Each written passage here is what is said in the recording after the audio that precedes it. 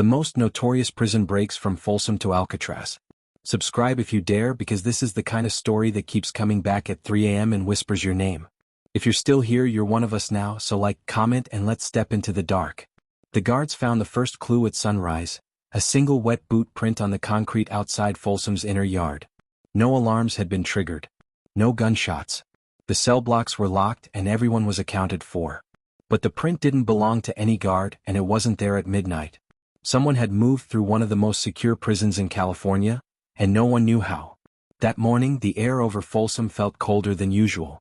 Fog coiled between razor wire and watchtowers like smoke from a gun no one had fired. Officers whispered instead of speaking. They'd learned long ago that in prisons like Folsom, silence wasn't peace, it was warning. Something had happened, even if they didn't understand it yet. And whatever it was, it started long before that single boot print appeared. To find the truth, you have to go back, not days but decades. Back to the men whose names still echo in prison folklore.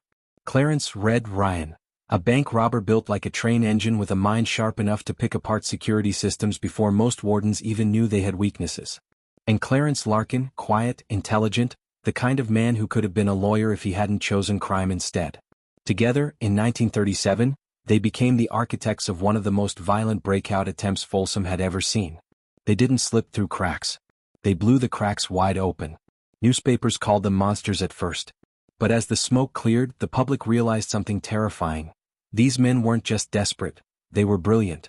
They knew the guard rotations, the blind spots, the supply shipments. They waited months for the perfect moment.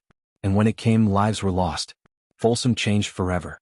But the blueprint for escape had been written, and someone decades later seemed to be studying it. Fast forward to 1973. Another plot, this time armed with real planning and smuggled weapons. Not crude shanks or improvised blades, actual chrome pistols, wrapped in cloth and hidden inside prison supply crates. Hostages were taken. Demands were made. And while the escape failed, the message was clear. Every wall has a weakness. Every prison can be outsmarted. Years later, that message reached another island. One surrounded not by fences but freezing black water. Alcatraz. A prison designed to be the end of the line, the place where hope was supposed to die. But in 1962, 3 inmates refused to let it. Frank Morris, quiet, calculating, and smarter than almost anyone guarding him. And the Anglin brothers, John and Clarence, men who had spent their entire lives slipping out of places they were told they'd never escape. The official reports say they drowned. The FBI case file says the tide took them. But if that were true, why were there eyewitness reports years later? Why did a postcard show up in 2013, signed by one of the escapees, claiming he was still alive? The government called it a hoax. Many investigators didn't agree. That brings us back to the boot print. The officer who saw it was young, only 6 months into the job, and at first he wasn't sure he should say anything. But when he followed it to the wall beneath Tower 4, he stopped breathing. Someone had scratched something into the concrete. Not a message. Not a name. A sketch. A crude outline of Alcatraz. At first, the warden dismissed it. Just a prank, maybe a copycat inmate with too much time on his hands. But then a retired officer came forward. He'd worked at Folsom in the 70s and recognized something no one else saw. The mark next to the sketch wasn't a drawing. It was a symbol. The same symbol found in a confiscated notebook in 1973 during the hostage escape. The same symbol that investigators believed came from a hidden escape network. A whispered circle of inmates who passed down secrets about weak points, bribable staff, and ways to disappear after the walls were behind them. The discovery triggered a quiet investigation. No public statement. No press. Just a silent race to find out whether someone inside Folsom was planning a copycat escape, or worse, continuing a decades-old operation started by men who were supposed to be dead. The deeper investigators dug, the stranger it became. Records missing from archives. Camera footage erased without explanation. Old files stamped classified when no one expected them to be. And beneath it all lay a disturbing possibility. What if the greatest prison escape in American history never really ended? On the third night, just before lockdown, a guard found something stuffed behind a loose ventilation grate. A rolled-up strip of raincoat material, same type used by the Alcatraz escapees to build their raft. It was still damp, and inside it was a name. Not the name of a prisoner. The name of a guard. Someone had already switched sides. And that was only the beginning. Before we continue, If you're still here, you're the kind of person who looks for the truth even when it's buried. Hit subscribe and stay with us, because the next part of this story is where the shadows start talking. The guard's name was handwritten in black ink, letters uneven like the writer's hands were shaking, or like they had very little time. No threats, no demands, just a name wrapped inside the same kind of raincoat vinyl used in the 1962 Alcatraz escape. It wasn't evidence, it was a message. When the warden pulled the officer into his office, the first question wasn't, "Who did this?" It was, "Who have you talked to?" That's when the guard realized something that made his stomach turn. This wasn't a normal investigation. There was no official report. No task force. No press leak. Everything was being handled in silence, almost like the prison was protecting something, not exposing it. Outside Folsom, the world kept moving like nothing was happening. Inmates marched to chow. Guards walked their rounds. But beneath the routines, a quiet panic was beginning to spread.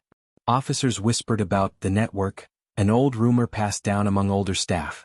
They spoke of escape maps that never made sense, timing patterns that matched old breakouts too perfectly to be coincidence, and inmates who seemed to know more about the prison's weak points than the architects who built it. The guard whose name was written on that strip, Officer Carter, was only 29. He'd taken the job because it paid more than any job in town. He wasn't a hero. He wasn't a villain. He was just someone who showed up, did his job, and tried not to think about the things that kept happening inside Folsom's walls. But now, someone on the inside wanted him involved, or wanted to scare him into silence. 2 days later, Carter made a decision that would change everything. He reached out to a former investigator who had spent years studying unsolved prison escape files. Her name was Evelyn Raines, once one of the best in the California Department of Corrections, now a private researcher considered a troublemaker by her old bosses. Her obsession wasn't criminals, but patterns. Especially those that repeated across decades without anyone noticing. She met Carter in a small coffee shop half an hour from the prison. The windows rattled every time a truck passed on the highway. She listened quietly as Carter described the boot print, the scratch symbol, the raincoat strip, and the name. Evelyn didn't interrupt. She just stared, absorbing every word like it confirmed something she'd suspected for years. When Carter finished, she slid a worn folder across the table. Inside were photocopies of old reports, letters, and sketches. At the top was a red headline from 1962. Alcatraz escape officially declared a failure, inmates presumed dead. Underneath that headline was something far more important. A similar drawing of the exact same symbol carved into the wall of cell 138, the Anglin brothers' former cell. The symbol Evelyn had been tracking for decades. "These prisoners didn't just escape," she whispered.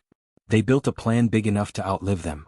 The theory sounded insane, until Carter saw the file Evelyn kept sealed with a paper clip. Inside were letters traced to people who claimed to be the escaped men. Sightings collected across 40 years. A grainy photo of 2 older men standing in front of a farmhouse in Brazil. No one could prove it, but nothing could disprove it either. The question that mattered now wasn't, did they survive? It was, who's continuing their work?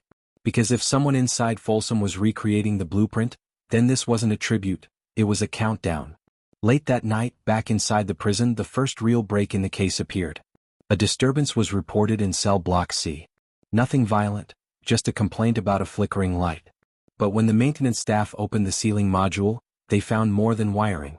Behind the metal plate, wrapped in an old towel, was a bundle of hand-drawn maps. Not of the prison, but of the river.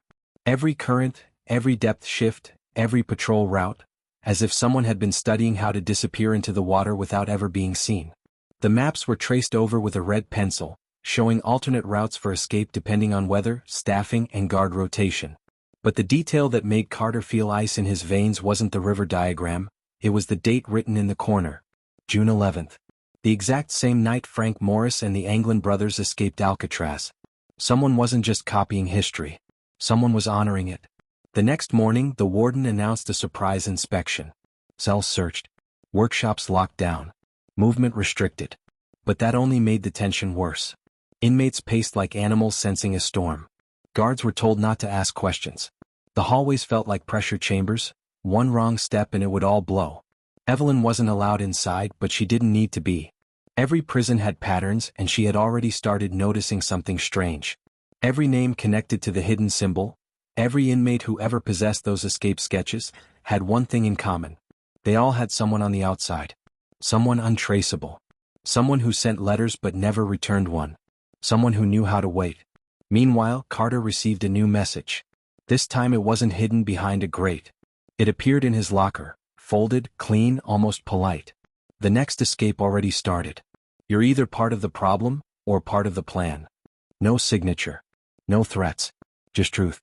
And then, without warning, the prison sirens erupted and the lights went dark. Not because someone escaped. Because someone inside had disappeared. Not a prisoner. A guard.